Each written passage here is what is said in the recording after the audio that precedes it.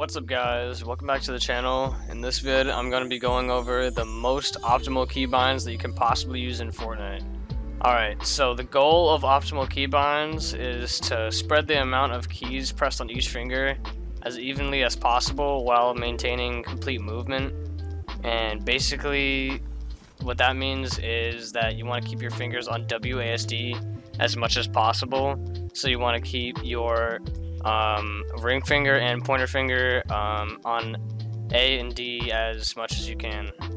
This is not always completely achievable, by the way. You want to be able to do this while making sure that you aren't pressing E, R, and F with your pointer finger at the same time, because it's not possible. And in the long run will slow your gameplay down due to the amount of times you will have to move that one finger from one key to another instead of keeping it on the same small set of keys. Alright, so before I go over any of the keybinds specifically, I'm going to talk about keybinds in general. Optimal keybinds do not mean the best keybinds. In my case, I tried using V for cone and it was always uncomfortable for me, because in order to jump and cone at the same time, I would have to press the spacebar with my knuckle, which is just extremely uncomfortable for me and a lot of other people. And just for whatever reason, I could never get used to it. The only time that people would use their thumb to press the bottom row keys like C, V, X, Z, maybe even B, is when they have their keyboard tilted like 45 degrees to 90 degrees. Most people won't be comfortable using some or maybe most of these binds, as some require a certain keyboard tilt or just general comfort. For the majority of you guys that have this problem, including myself, I'm going to also include some secondary binds that are still pretty optimal, but just not the most optimal they can be. The most important thing to remember when selecting keybinds is that the comfort of the binds overpowers how optimal they are in most cases. If you're not comfortable with your binds, then having optimal binds is just not really going to help you, and overall you're going to play a lot better if you're comfortable using your binds. I'm only going to be going over the major binds in this video, so nothing like map or inventory will be included in this. Alright, so onto the keybinds for building. First up is wall, and the wall is best as a side button on the mouse. Left shift or C and V with pressing with your thumb, which is not comfortable for most people, so I think that the best ones would be side button and left shift.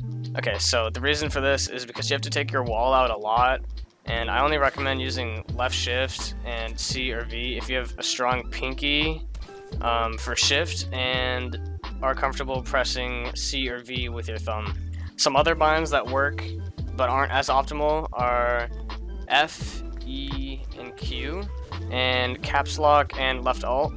And some binds that are even less optimal but they're still possible to use is C and V with your index finger, which is a lot less optimal than with your thumb, X, Z, or R. Alright, on to the next one. We have floor, and floor is best as C or V with your thumb, and once again only use that if you're comfortable using your thumb to press the bottom keys and your knuckle to press space at the same time. Also left shift or one of the mouse side buttons. Alright, so all these build binds will probably look similar due to the fact that they are either really close to WASD or just completely away where you don't even have to take your fingers off to press them, like for example the mouse buttons. Alright, some other binds that you can use that are pretty optimal are Q, F, E, and R. The only problem with these binds, of course, are that you have to take your movement fingers off, and that is not the most optimal, but they're still pretty close, so they're still usable. Alright, so some other binds that can work but aren't as optimal are once again X, Z, and C or V with your index finger, and they're still usable. They're not really optimal, but if you're comfortable using them, then definitely go for it. Alright, so onto your stair bind. They're best as one of your mouse side buttons, C and V with your thumb once again, and left shift.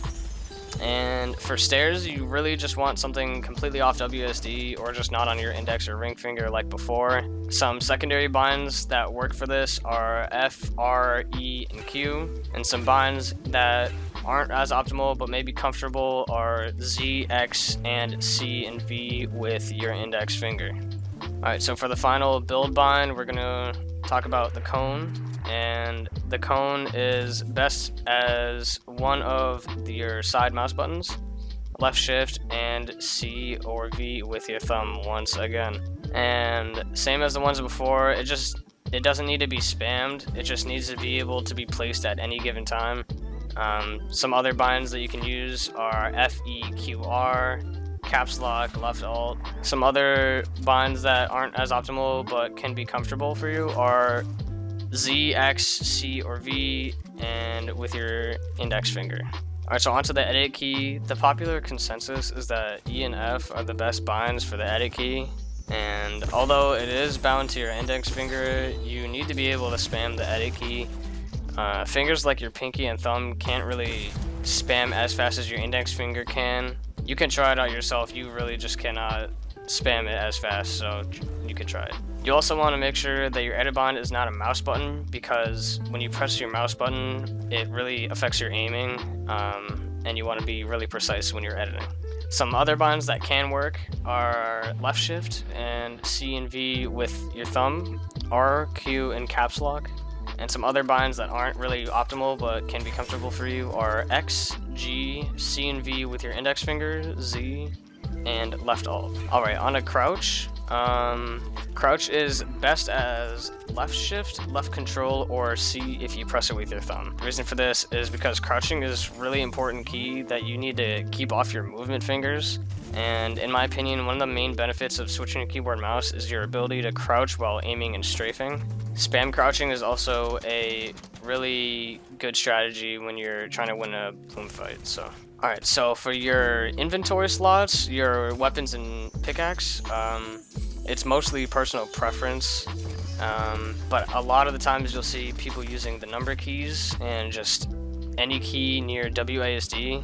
The only reason you would have your weapon slot binds as anything other than the number keys is if you still have keys left over, and I would try to make sure that your shotgun slot is as optimal of a key as possible, because you pull out your shotgun more than any other weapon that you have in your inventory.